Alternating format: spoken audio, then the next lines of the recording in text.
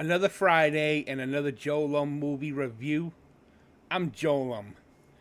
And as always, when you're done watching this video, feel free to check out my movie review playlist. The link is on the top corner at the beginning of this video, and at the end of this video will be a link to my previous movie review on the left corner. Please subscribe to my channel, smash the like button, and click on the notification bell. When you see a new video, you can check it out yourself. Purple Rain is a 1984 American romantic rock musical drama directed by Albert Magnoli, adapted from a screenplay by Magnoli and William Blinn. It is scored by and stars Prince in his feature film debut. Developed to showcase his talents, it contains several concert sequences featuring Prince and his band The Revolution, as well as Apollonia Catero, Morris Day, Olga Carlitos, and Clarence Williams III. The film was supported with its soundtrack album of the same name, which featured two U.S. chart-topping singles, When Doves Cry and Let's Go Crazy, as well as the number 2 hit, Purple Rain. The soundtrack is certified 13 times platinum by the Recording Industry Association of America and has sold over 25 million copies worldwide. Following Prince's 1999 record, he confronted his then manager Robert Cavallo and told him he would not renew his contract unless he got to star in a studio film. Every studio they had met with rejected the premise of a musician-led film, leading Cavallo to produce the film himself, after David Gevin and Richard Pryor were amongst those who passed on the film. Prince spent months writing down the basic plot points of the film. Impressed with his work on fame, Cavallo commissioned William Blinn to write the script. His original script was titled Dreams. It was much darker. Reckless director James Foley was offered to direct the film, but was not interested, and instead passed it on to his editor, Albert Magnoli, who disliked Blinn's script for lacking truth, and was then hired to direct and edit after delivering a pitch on the spot to Cavallo. Allegedly, during the first meeting with Warner Brothers, the studio executives asked Cavallo if John Travolta could replace Prince in the film's lead. Prince intended to cast Vanity, leader of the group Vanity 6, but she left the group before the filming began.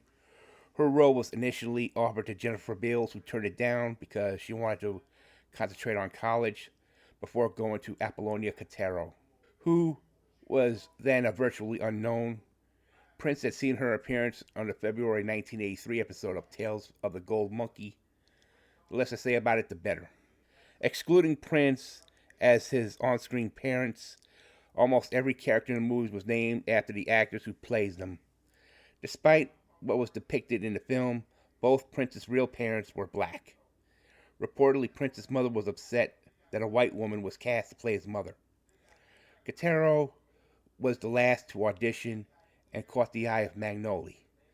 Catero had no background in singing and was doubled with Lisa Coleman on her vocals on Take Me With You.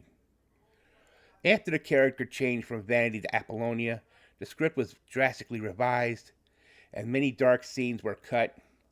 Some of these scenes include Prince and Apollonia having sex in a barn, a concept which was the story behind the 1985 song Raspberry Beret. Prince going to Apollonia 6's rehearsal and physically fighting with the members of the time, and a scene which featured Prince's mother talking to him about her shaky relationship with his father. In addition, many scenes such as Lake Minnetonka scene, Apollonia's first meeting with Morris Day, and rail yard scene were cut down because of time constraints. Many clips of these scenes were featured, however, in the trailer for the movie, as well as When Doves Cry and Let's Go Crazy montage. Prince required other musicians in the film to take acting classes prior to filming. Morris Day was reportedly thrown out of classes for clowning around. Go fucking figure. Principal photography began on October 31st, 1983 in Minneapolis, Minnesota, and spanned 42 days. I'm going to say it ended around December 2nd or 3rd. The film features many local landmarks, including Crystal Court of the IDS Center, also shown in segments of the opening credits of the Mary Tyler Moore Show, and First Avenue nightclub, which was paid 100 grand for usage during filming, and was closed for 25 days. In the plot of the film, Prince plays the role as the kid, the talented but troubled frontman of his Minneapolis-based band, The Revolution.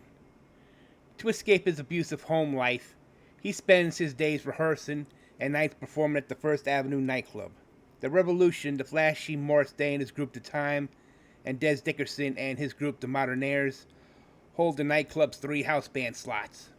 Morris, aware that the Revolution's guitarist Wendy and keyboardist Lisa are frustrated that he is unwilling to play their compositions, which lobbies Billy Sparks, the club owner, to replace the Revolution with a girl group, which Morris is already forming. Morris targets the kid's girlfriend, Apollonia, an aspiring singer and new arrival to Minneapolis to lead his group, and tries to persuade her that the kid is too self-centered to help her. She eventually joins Morris's group, which he names Apollonia 6. When Apollonia reveals her newfound partnership to the kid, he becomes enraged and slaps her.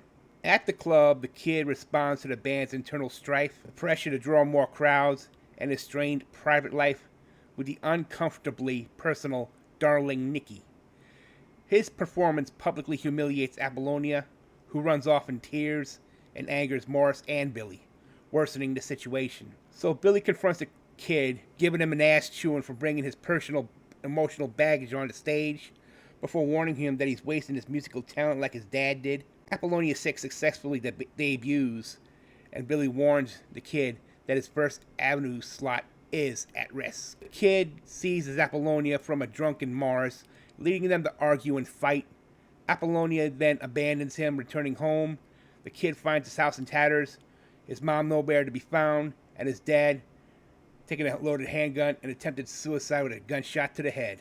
Frenzied after a night of torment, the kid tears apart the basement to release his frustration, only to find a large box of his father's musical compositions. The next morning, the kid picks up a cassette tape of one of Wendy and Lisa's compositions, a rhythm track known as Slow Groove, and begins to compose.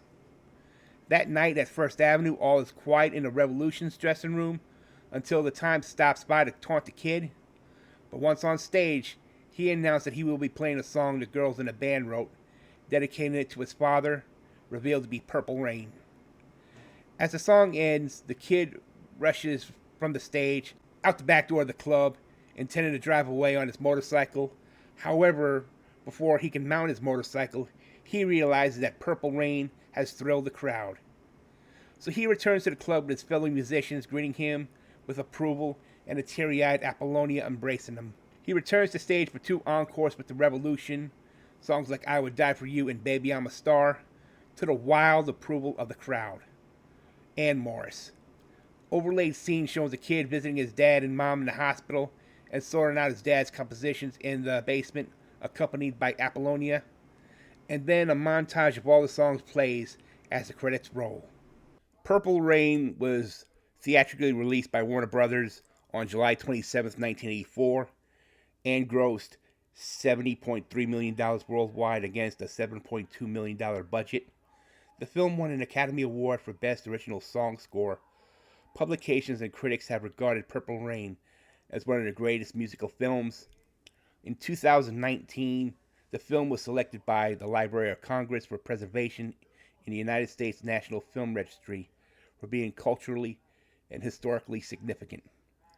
My overall grade for Purple Rain is a 9 out of 10. You know, the soundtrack was Prince's answer to Michael Jackson's Thriller, which was released in late 1982.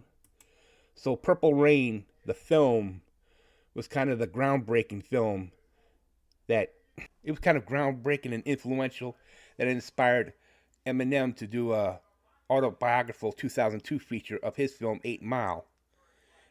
And it was often compared to Purple Rain, even called identical in plot. You know, Prince back in 1986 followed up Purple Rain with Under the Cherry Moon, which was a black and white screwball comedy. Initially, the film was terrible, but years later, it saw a critical reevaluation and it was a more positive light and the development of a cult following. And then came Graffiti Bridge, which was the direct sequel to Purple Rain, which follows up on the rivalry between Morris Day and the Kid. The movie was terrible, but the soundtrack album was not. It was hugely successful thanks to Thieves in a Temple from Prince and Tevin Campbell's Round and Round.